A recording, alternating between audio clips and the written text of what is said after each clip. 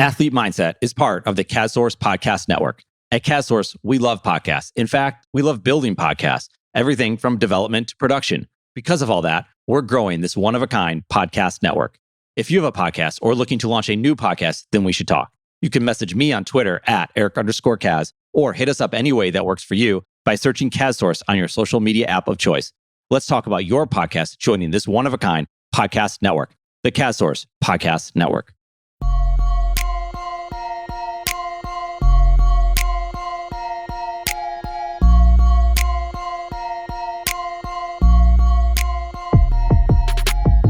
This is the Athlete Mindset Podcast, and it's all about mental health in sports. Presented and produced by Sports Eat Plus, part of the CASSource Podcast Network.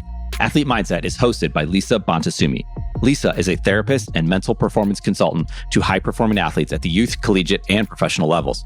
Lisa also works with teams, coaches, and other members of the sports ecosystem. The Athlete Mindset Podcast is a space for conversations with athletes, coaches, practitioners, and stakeholders in sports. And it's where those individuals share their perspectives, experiences, and thoughts on mental health in sports. I am Eric Kazimov, founder of CASSource and the creator of Sports E+. I'm hosting the Athlete Mindset Podcast on this platform as I deeply believe these conversations are essential and deserve to be prioritized.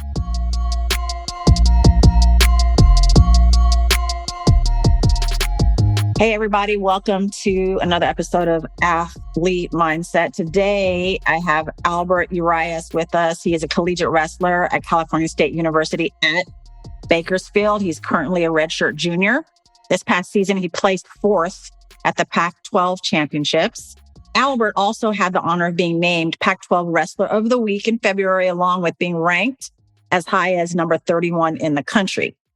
Academically, Albert graduated this past spring with a 3.3 GPA and a bachelor's degree in kinesiology. He is currently in the teaching credential program with the intent on becoming a PE teacher.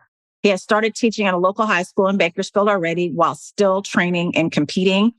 Albert also believes that mindset is crucial and mental health is a major component of his life. Albert, welcome to the podcast. Thank you. Yeah. This has been a long time coming. We've been working on this. I'm just so glad that we're here together and just going to have a fun conversation. Yeah, definitely. Awesome. So you made it very clear that mindset is crucial to you and that mental health is a major component of your life. Can you share how that came to be and what that means to you? Yeah, for a while, it was just kind of like habits that I have. And sooner or later, as I got older, started, learning about school, psychology, and all that stuff. I started realizing, hey, I feel like I have this intangible thing that some people are trying to learn at my age. I was working at some normal job, and this guy was just telling me how he was getting motivated by a speaker, and he was telling me some of the core things that the guy was speaking and preaching to him that he was practicing. And, he's like, man, I've been really trying to focus on this and, discipline and waking up at 5 a.m. and doing this, eating healthy. And when I get tired, to push through walls and stuff like that. And through that conversation, it kind of clicked, everything that he said, I just breathe and live it, and I think that's just the part of sports and just goes with sports. There's just this innate trait that people develop of just, mindset. It's hard to describe, but it's more just I just apply it, especially I like to express it a lot when my wrestling matches, when I have a lot of really tough matches.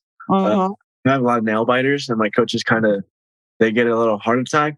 Sorry. But, I love going in overtime and stuff. My teammates know I get excited because that's just where I live. It's just the deep waters, you hear on the Instagram motivational quotes deep waters, take them deep waters. You got to learn to live in the darkness. It's that stuff. And I don't even really have to learn anymore. It's just something that you have, just, you develop as a kid. And I feel like even at my age, I can help others develop that, I appreciate it. I mean, I think what you're saying is so important because there's such a stigma out there with the general population across cultures and definitely in athletes at most ages, especially collegiate, still about talking about mental health, about even just saying it. You are just talking about simply how the mind can work for you. Yeah. There's nothing there about mental illness, which sometimes is synonymous with mental health, right? You're realizing that you've been developing your mind since you were a kid. Yeah. feel like Yeah. mental health can be like considered, like you said, that stigma. There's always like a mental illness, like a negative effect to it. When sometimes I look at mental health as a positive thing. Like, I think of it like you can use it as a tool to your advantage. Like, I mean, just sometimes if you're stressed out, if you take a moment to give yourself some mental health clarity, like, man, that goes a long ways. And next thing you know, you're productive again. You're back on track. And there's always a negative connotation that once you associate mental health, it's a bad thing. But I think it's a good thing. Yeah, I think it's awesome that you can see it that way. What could you recommend to people to shift that mentality? Because these conversations and what you're about to say could really help someone in accessing that health that's within you, and then some tools and a mindset approach. Like, what would you say to people who are like, I don't know about mental health. It's kind of weird. It's kind of strange. It might mean that I'm weak if I even say it. Like, what tips could you bring to someone around that? I would just say, just kind of like analyze yourself and just kind of like look into who you are as a person, and that's kind of it's a hard thing to do at first, but I feel like it helps in the long run. And then like, obviously there's things that you don't like about yourself, and it's like, okay, you know what? Hey, I'm going to make like conscious decision to, better myself and do something that's good for me.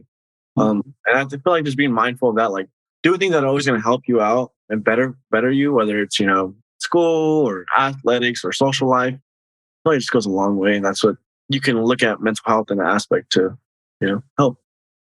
No, I appreciate it, because what you're talking about is self-awareness, right?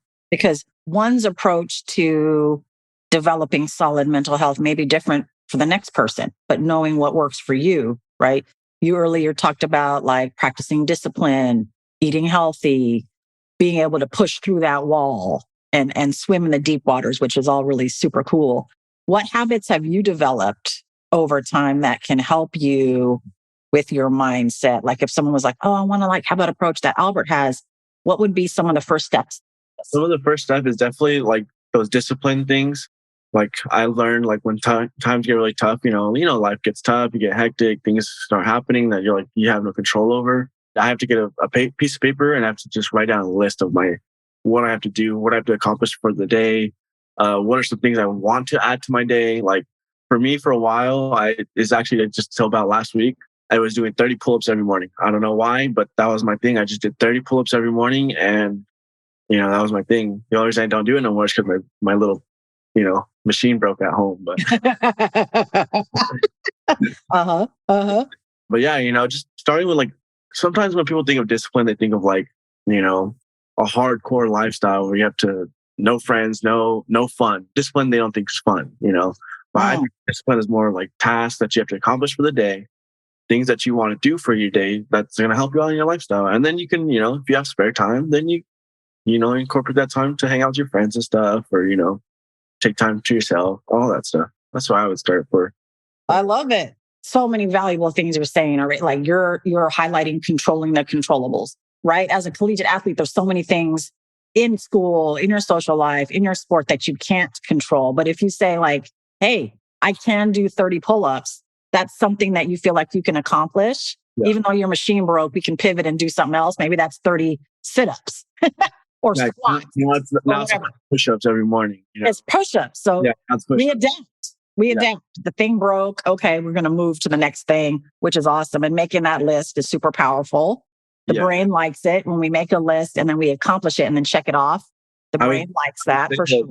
Controlling your controllables. That's a big thing. I remember like I was going through a really hard time in my life, and I like had to physically write a box, and then I wrote everything that I control inside the box and I couldn't control outside the box. So whenever I got stressed out, I have to look at that paper and be like, hey, that's something that's out of my control. That's not in my box. So I have to just let it go. You just have to let it go and just focus on things that you can control, take it one day at a time. What a great practice. That's amazing. It's so simple.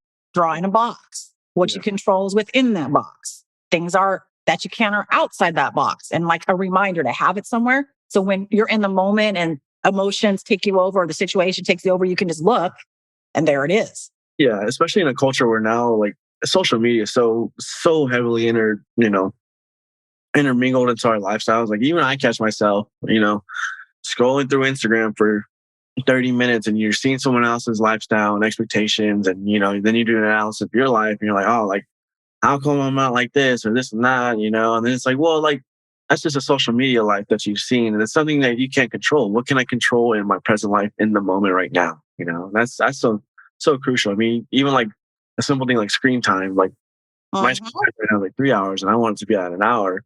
Whereas some people are like 3 hours is good because their screen time's like 9 hours, And it's like, man, like you just got to be able to just block certain things out and, focus on what you can focus on.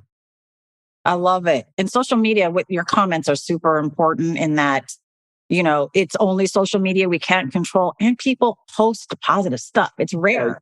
No one wants to post the hard stuff, It's all the good stuff that you like to see, but no, there's a lot of hardship in people's lives that they don't talk about. That's right. And we get it. People get to respect their privacy in their lives, but like us who scroll social media or interact with social media, realizing that that's only part of the story. I mean, what I'm hearing you say basically is that discipline is doing what you say you're going to do. Yeah. Actions speak louder than words, for sure. For sure. That's a big one. Yeah. Being able to stay committed to what you said you're going to do, even if you have to pivot. Again, I'm going back to the pull-ups, even if we have to pivot. That's discipline and being able to pivot and then still execute something that you want to do that you know is good for you. And it feels good when you accomplish your goals every day, Like if you set this, if you don't have any goals in your life, then it's like, what's going on? Why, you feel unmotivated, So if you set even a little goal, like 100 push-ups, or sometimes it's hard, I sit there and I do 40 and I'm like, man, I could just go get ready for the day. I'm like, but I got 60 more and that's just going to linger for the rest of the day, That's just a little goal and I feel accomplished. And then, 30 days down the road, you're like, hey, I just did 100 push-ups for 30 days. Like, hey, man, that's pretty good. Now, it's so good. It's so good. And I think what is important to say is that discipline that you're developing with that particular task is transferable into life. Yeah. Like, right? Like if you can do that, put a goal to yourself, say what you want to do and execute and do it, you can do that with so many other things in life. Exactly. Yeah, it's great. I love it. Realistic goals too, You can't just go say, all right, I'm going to go be professional swimmer when all I know how to do is a doggy paddle. Like I said, you got to set yourself realistic goals and like within your control and your power. Like, hey, I know I might not be able to do this, but I can do this, and I'm gonna build on that to potentially, hopefully, even get to where I want to be later down the road. Yes. And Albert, what you're talking about, I need people to remember, you're talking about mindset, the power of the mind, the brain. Developing these skills is part of optimal, solid mental health. Like there are skills we train on for physical health, right? So how come we're not training on the mental health and the mental skills of mental health? Well, you are. You definitely are. And I think that just helps you be a more, balanced, well-rounded, holistic human being in the end. Definitely. Yeah. I mean, I think one way you express who you are as a human is that you have had these leadership roles. I mean, currently you're one of the captains of your wrestling team. And just a week ago, the vice president of your SAC on campus. What inspires you to be in these leadership roles? And how do you view that as like your own identity and how it strengthens your mental health? Like, how are these connected? I guess it would just be from role models of my life.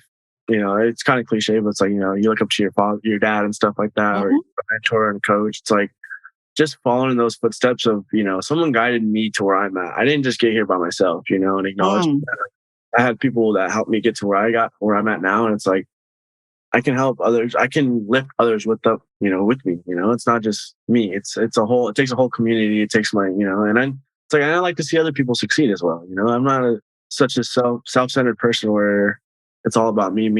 It's like, if my buddy does well, I want to see him do well. If he's not doing well, hey, like, what's going on? Like, come on, like, what can we do to get you where you need to be? And then I even learned that in wrestling. So really, like, it's all about you sometimes because you're the only one. It's you and the other guy on the mat. Mm-hmm. Practice, it's you and your teammate. Like, if you can get him better, then he can get you better, and then you guys just keep elevating your game. And it's like next thing you know, you guys both take a step on the mat, and you guys are both killing it. And it's like, that should be a mindset that it's a contagious thing, and that kind of translates outside of sports too. And, in a work environment, if you're kind of being a Debbie Downer and always being negative, then everyone in the office is going to be negative. But if you're, upbeat and everyone else just kind of latches onto that. And the next, it's like, it's a good environment. It's always keeping a good environment, I guess that's So wise. Wait, Albert. So how old are you again? 22. You're 22? Speaking with the wisdom of a 32 or even 42-year-old. No, I think it's amazing. You know, your role models, your parents, the people who have helped guide and raise you have done a great job. Like, and I think the idea that at such a young age, you know, the power of giving back, you know, and that it means something to you and you feel good about it. I think that's really, really great. So good job there for sure. Tell me, can you describe the day in the life of a collegiate athlete? Like what time do you wake? I know it changes during the season, during the year, if it's pre-season, in season, or post, but like right now, what's the day in your life look like? I'll give you a day in the life of my typical Monday through Wednesday. I do the same thing through Monday through Wednesday. Okay. So I wake up about 5:15, gather my and then I go to work out for 6 a.m. So I might work out from 6 a.m. to about 7:30, shower up, and then I go teach from 8:30 to 3:30. And usually that time for, someone with the undergrad program is just going through all their classes. All my roommates and stuff are like just swamped with classes all day. And then after that, from 3:30 to 4, I'm rushing back over to CSUB, and I practice from about 4 to 6. And then I'm finally home. But on Wednesdays, I have class from 5:30 to 7:30 at night. So some days I don't get home till about 8 p.m. That's about my typical day of life. Wow. So you're up at 5:15 and don't get home till 5:15 a.m. Let me just clarify. And you're done at 8 p.m. And that doesn't mean you're even really home yet. Yep, exactly. I'm not home yet. I haven't settled and gathered my bearings. I'm just barely getting out of my task. Wow. So, and Thursday and Friday, it sounds like maybe it's less intense. Thursday is, for me, same thing until 8 p.m. It's the same thing on Thursday. Thursdays I have class from 9 to 11, 11 to 12, 12 to 1 off for lunch. Then I have class 1 to 3:30, then practice at 4, and then class from 5:30 to 8.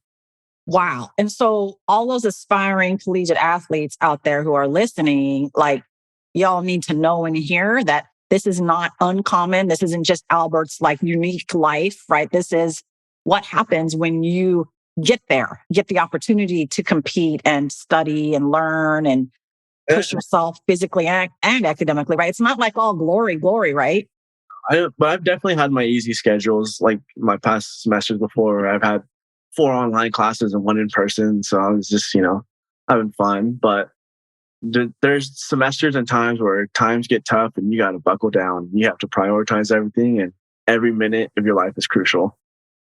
Absolutely. And so what are some tips for those aspiring high school student athletes who want to be collegiate athletes and realize that right now it's like, I got to play. I got to get the scholarship. I got to get the opportunity. I got to get recruited, blah, blah, blah. And that's important. But I think it's important to shed light on what happens when you get there. How bad do you want it? It's kind of cliche. How bad do you want it? What's your why? But it really does go a long way. And I feel like that's why you see a lot of kids who are good in high school don't do as well in college, because they realize, wait, why am I doing this anymore? Because you question yourself, especially at the age of 22. I'm born and raised in Bakersfield, and I go to school. So I still see a lot of my, friends from high school and stuff like that, or I follow them on social media, and some of these kids are making really good money at the moment, and I'm sitting here struggling, don't have time in my life to do anything but train and do school. But this is a lifestyle that I chose, and so for someone coming into this type of lifestyle, you have to really check yourself. How bad do you want it, and how much are you willing to sacrifice for it? Because it's such a sacrifice. Even within my program that I'm doing right now, there's a lot of kids that they're already full-time teachers, and they're just doing that while going to school. And they're telling me, why don't you just become a teacher all the way? And I was like, well, because I want to wrestle still. Yeah. I've set a mission out to begin with, and I'm going to finish it, And so the credentialing program that I went through is allowing me to do that. So it's really just about how much are you willing to sacrifice? How bad do you want to be here? And why are you doing this? When I was in high school, I didn't come from a very prestigious high school that was known for wrestling. I'm probably the best high school wrestler from my school. And I just remember when I was in high school, when I was wrestling, I was just like, I want that scholarship. This is what I set out to do, and this is what I'm going to do. And I did it. and I got to this level, and now it's okay. Now this is what I've set out to do, and I'm going to do it. And there's days and times where it's like, man, like, why am I even doing this? I just want to sleep in today. It's Right. I'm on my fourth day in a row, waking up at 5 a.m. and I'm not going to be home till 8 p.m. I'm like, man, like, I could just go home. I can just stay home. I can act sick. I can, do this and that. I can make every excuse in the book. But in the back of my mind, it's like, I've set out and I've already gone this far. I might as well finish it. Super powerful. Oh my gosh. You've said a lot there. I think, first of all, congratulations for all that you've experienced, for all that you have worked for and continue to work for. I mean, I know that this is just the beginning for you. You have all this success that you've experienced and set up for yourself. And now you're going to keep wrestling as long as you can. And I know whatever happens after wrestling and after CSUB is just going to be as impactful and exciting as what you're doing now. So that's awesome. You've mentioned your why or having a why. What is Albert's why? So my why is just the fact that I'm capable of doing anything that I put my mind to. That's my why, is that I've been told that I can't do something and, I still go out and do it. If I set my mind to something and I do it, I'm going to do it. That's my why. Mm-hmm. Even when it's like, I'm not the most technical guy. I'm not the most athletic person out there, but I just have this drive in me that's just going to push me over where I've set out to do something and I'm going to do it. That's my why, not to prove to anybody that, it's not, oh, I'm going to prove all the haters wrong or anything like that. It's more like, I'm going to prove to myself over and over and over again that I can do this. You can, you're capable. I'm capable of doing whatever I need to, what I want to do. And this is something that I want to do, That's great. And you tell yourself that. You speak to yourself in a positive way. You're affirming, you're encouraging in your language. Yeah. Yeah. It's not a cockiness of like, oh, I'm the best. Mm-hmm. It's nothing like that at all. It's more like, I'm capable of doing this. I have the abilities. I'm strong enough to do this. Whatever it takes, however hard the road gets, I can do this. Mm-hmm. I'm ready for it. That's more of what it's like. I love it. I'm ready. That's a good one. I mean, you've talked about the sacrifices, the things you have to give up, like sleep, a social life, eating, all these things, homework. You get home you weren't even home at 8 and you didn't even mention, homework or hanging out with a friend or talking to a friend or like getting yourself ready for bed, that eating dinner. You didn't even talk about any of that stuff. So it's like, you have to fill it all in and there are sacrifices, but what are the gains? The sacrifices can't be, in vain and just empty sacrifices, right? What do you receive from your sport and this experience that is worth all of that? For me, I've gained so much like intrinsic motivation of just life, like understanding that the hardships that I'm going through right now is only a temporary hardship that's going to just build a foundation for the rest of my life. So that way when I'm, older and I, have a family and kids and stuff, and I have to go through some hard stuff, I've already gone through some hardships. So I understand how to process that and go through those moments. That's the way I look at it, the bigger picture of it. Wow. Because even like talking like, my dad sometimes with the hard parts of my life, I'm like, man, this is going on. And then he goes, Bubba, like, it's only going to get harder. It doesn't stop. There's no moment really where it's like it's not like a Thanos moment in Avengers where you can just sit down on the farm and live out your days. Like, no, there's constantly going to be things happening in your life. Now, might not be as hard as I get older, but the fact that I'm going through such a hardship now, it's going to just set it up for the rest of my life. It's great. It's great. And such wisdom from your dad too. What did your dad do growing up, or what was his job? What are his values that he instilled in you? So my dad, he graduated from Foothill High School in Bakersfield. And then after that, I want to say he became like a vet tech for a while. And then he was a truck driver for like 10 years. Okay. He finally went back to school in his 30s and became a respiratory therapist. And he's been doing that ever since. And then he started coaching me in wrestling about the age of 10 or 11-ish. And then after that, he's always been coaching. Even to this day, he's still coaching. Uh-huh. Coaching my sister now, who's now a wrestler in high school. Oh, I love it. A female wrestler. Let's go. She's Yeah. actually at a tournament as we speak right now. So Oh, wow. she's listening to this. Shout out to my sister Bella. Shout out, Bella. Yeah. Yeah. He just has a different mindset. He's always just giving great words and great advice, and and he practices it and he lives it. I see it. Exactly. That's another. Some people will give you advice, but then you see the way they live, and it's like, wait a minute, like, what are you? It's like someone with a bad credit score giving you credit advice. You're like, what? Right. Totally. Yeah, and he's no stranger to hard work, obviously. Yeah. So he knows. Yeah, that's great. Even to this day, like his favorite, like he does jiu-jitsu still. His favorite jiu-jitsu class is a 5 a.m. class because that's the times where no one likes to wake up or do anything. But that's his favorite time because that's when he knows he's making the most gains of his life. The tough times. Wow. So yeah, I learned a lot from that. That's amazing. I appreciate it. If there's anything you would want to tell an up and coming collegiate athlete about what they need to be focusing on in high school right now, like you're towards the tail end of your collegiate career, like what is something you would want to tell them that you wish you knew maybe entering into college? I would say for a high school student that's going to be coming into college athletics, I would say build your habits and discipline while you're in high school. So that way, when you go into college, all you have to do is focus on technique and, learning the game more.